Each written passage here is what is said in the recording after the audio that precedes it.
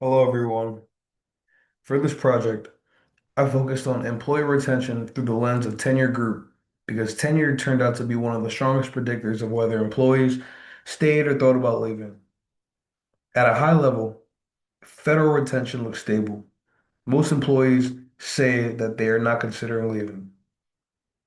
But once we break down the data by how long people have been staying in their roles, a very different pattern appears.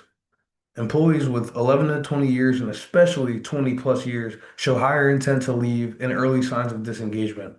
So the goal of my analysis was to uncover these hidden patterns, identify which groups carry the highest turnover risk, and show how organizations can respond using clear data-driven insights.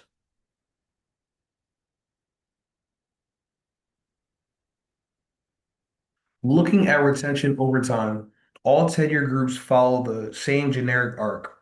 Retention was the strongest around 2019 to 2020 and then declined slightly afterwards. But the spacing between the lines is what matters. Employees with 20 plus years and 11 to 20 years consistently sit below the overall average. They are less likely to stay compared to other groups, even though the shifts aren't dramatic. Meanwhile, employees with 10 years or fewer are the most stable group. So, even though the big picture looks stable, the tenure breakdown shows that the retention challenges are forming among the most experienced workers. Now, when we look at intent to leave, things become much clearer. Both long tenure groups, 11 to 20 years and 20 plus years, have the highest percentage of employees considering leaving. They're consistently above the overall average. Intent to leave is basically an early warning sign. Employees don't typically quit suddenly.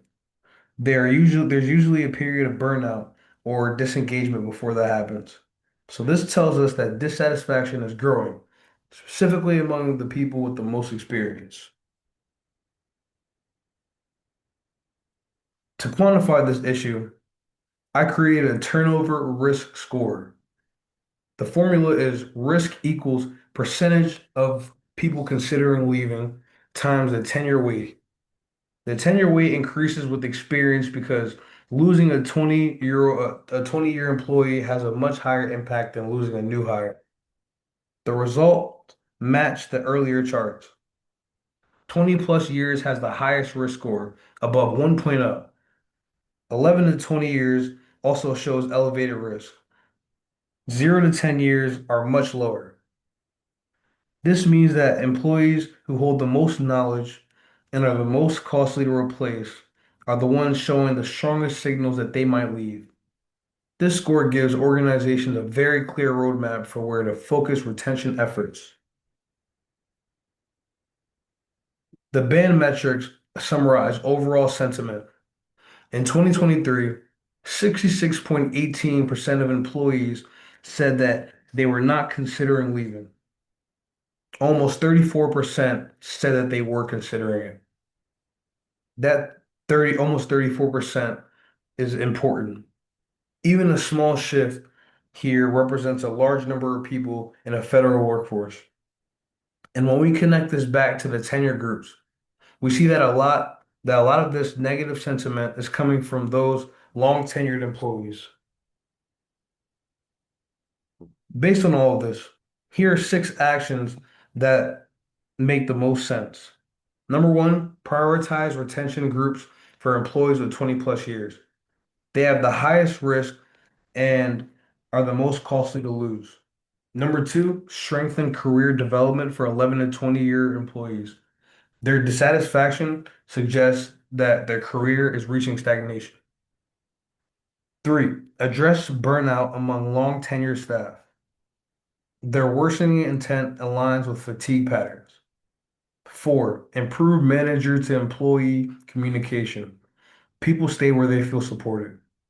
Five, use predictive analytics to monitor sentiment early. Risk scores and intent levels can warn leaders before resignation happens. Six, offer targeted incentives for veteran employees.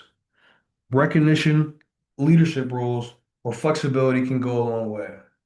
Together, these steps help build a strong, proactive retention strategy.